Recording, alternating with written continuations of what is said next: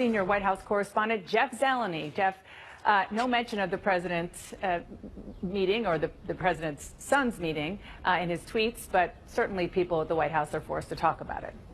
Dana, they are indeed. They are forced to talk about this. Even though the president wants to talk about anything but this, the reality here is that the White House is going to be defending, once again, deflecting questions about this. But Dana, to put this all into context for our viewers, this is the first time that there's been a public indication and acknowledgement during the campaign of a meeting between the top officials of the Trump campaign and someone inside the Russian operative world here. But Kellyanne Conway, the senior counselor to the president, she was on CNN's New Day this morning. She was pushing back. Let's watch. You can't take a meeting that lasted 20 minutes, that is reported to have lasted 20 minutes, that produced no information, that was, we're told, mainly about Russian adoption, and spin that into some kind of tale and some type of evidentiary trail. So that is the view from the White House. I'm sure we'll hear more later this afternoon when Sarah Huckabee Sanders holds an off-camera briefing in a couple hours or so. But Dana, the reality here is, as we heard the sound there from a variety of members of Congress on both sides in the opening of the show here, this gives a new opening, a new sort of window to look into. So I would find it very difficult to believe that the president's oldest son would now not be answering questions from congressional committees. And this takes us into a whole new realm. The question, of course, is, did the president know about the meeting? His lawyer spokesman said he did not before the meeting, but will be asking those questions to see if he knew about it after and in the year since that meeting. So this is a significant development here that will be lingering in this special counsel's case as well as we go forward with this, Dana. It sure is. Jeff Zeleny, thank you so much for that report. And here to weigh in with their reporting and insights, Margaret Talev from Bloomberg Politics, CNN's Manu Raju, Amy Walter of the Cook Political Report, and Dan Balz of the Washington Post. Dan, I will start with you. What do you make of all this? Well, it's a big development. I mean, this is, as Jeff was saying, this is the first time we've seen senior campaign people dealing directly with Russian operatives in the middle of the campaign at a meeting in which they were told they were going to receive damaging information about Hillary Clinton. I mean, that ties together. Now, obviously, there are a lot of questions that still have to be answered. We don't know much more about this. We don't know what transpired after that. We don't know if there are other meetings, but it has taken this long for this meeting to come out. That's right. We don't know what else is to come, and I think that this has to raise the temperatures inside the White House about this investigation. I mean, this may have been a moment where, or prior to this, where they thought they were going to, have a quieter period, and it just thrusts everybody back into the Russia story and prevents them from staying on their agenda. And once again, it's the initial, never mind us not knowing about this for more than a year, the initial statement was different from the second statement within 24 hours from Donald Trump Jr. Now, right. He also tweeted today a denial of inconsistency. He said, no inconsistency in statements. Meeting ended up being primarily about adoptions. In response to further cues, I simply provided more details. Okay, maybe, but maybe. Of course, the whole thrust of the reason why we cared about this was the big question mark about whether they talked politics, and the answer was yes, which was not what he initially said. That's right, which gets us to the bigger point. Just imagine if, at the very beginning of all of this, when the investigation started, at the end of the election, that every single member of the Trump administration sat down, went through each and every one of their meetings, put it all out there, and said, this is it, we're done. We've put everything out front. They literally went through with a fine-tooth comb, even gave more information than they had to. And they could come back right now and say, we did everything we possibly could to be as upfront and transparent about our relationships and meetings with anybody at all affiliated, even if we didn't know their distinct affiliation at that time. The second piece of this statement, which I find curious, and it came from Kellyanne Conway as well, well, nothing came of this meeting, so it wasn't a big deal.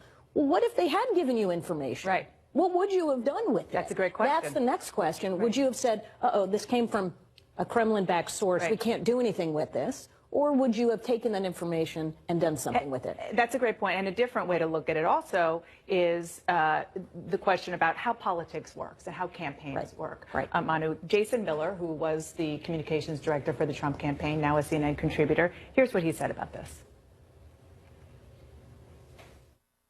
the fact that someone's coming forward with information about an opposing campaign, it would be insane to not at least go and send someone to sit down with them to figure out what they were talking about.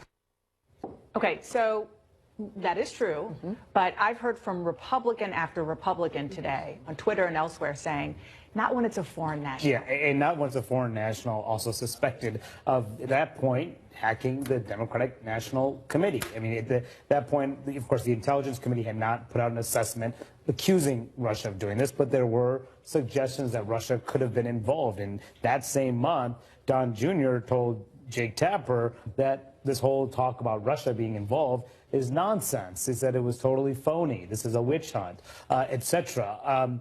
Going back to his statement, too, initially, he said initially that this was not a campaign issue. That was part of his statement that he gave the New York Times. So that was inconsistent from what he later divulged. Undoubtedly, Don Jr. is now a part of this investigation. He's going to have to answer questions from the House and Senate Intelligence Committee or face a subpoena if he refuses to do so. Certainly, Special Counsel Bob Mueller is interested in this. The interesting thing is that a lot of this was learned by apparently Jared Kushner's amended security clearance form, in which he listed all of these meetings with foreign nationals and presumably with Russians. What else is on that list? Which was incorrect at the beginning, which we should also point out. He didn't list these meetings. You cover the White House every day. I want to play for our viewers what the White House Chief of Staff, Reince Priebus, said over the weekend about this. It was a very short meeting. It was a meeting apparently about Russian adoption. And after about 20 minutes, the meeting ended, and that was the end of it. This is a developing story. I don't know much about it, other than it seems to be on the end of the Trump individuals, a big nothing burger, but may spin out of control for the DNC and the Democrats. Okay, obviously he hopes it's a nothing burger, and to be fair, it looks like he was in the dark about the fact that the premise of the meeting was about giving dirt on Hillary Clinton. But you talked about, Manu, the idea of Donald Trump Jr. probably having to go to Capitol Hill. Adam Schiff, the top Democrat on the Intelligence Committee, told me yesterday in State of the Union that they definitely will try to call him, and probably others. What do you think this means for the White House? How big of a shift is this?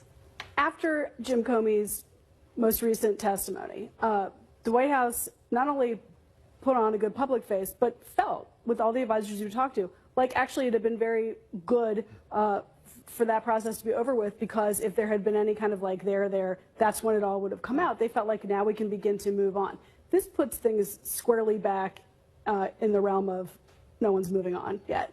And for months, lawmakers have been interested in talking with Jared Kushner, interested in talking with Michael Flynn, interested in talking with Don Jr. So the president's family, as well as some of his closest associates at the time.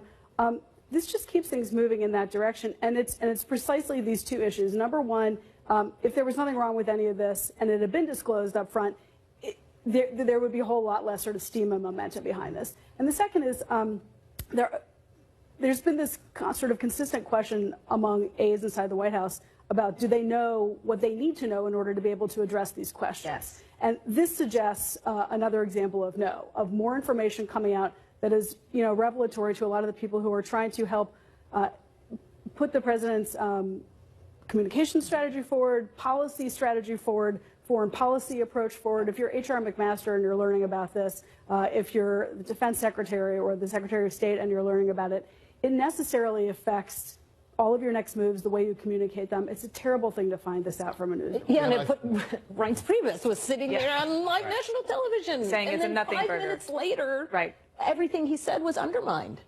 What I was going to say was, one of the important things about this particular meeting is, as people have been trying to understand whether there was collusion or cooperation, I mean, there's obviously smoke, but it's been hard to pin things down.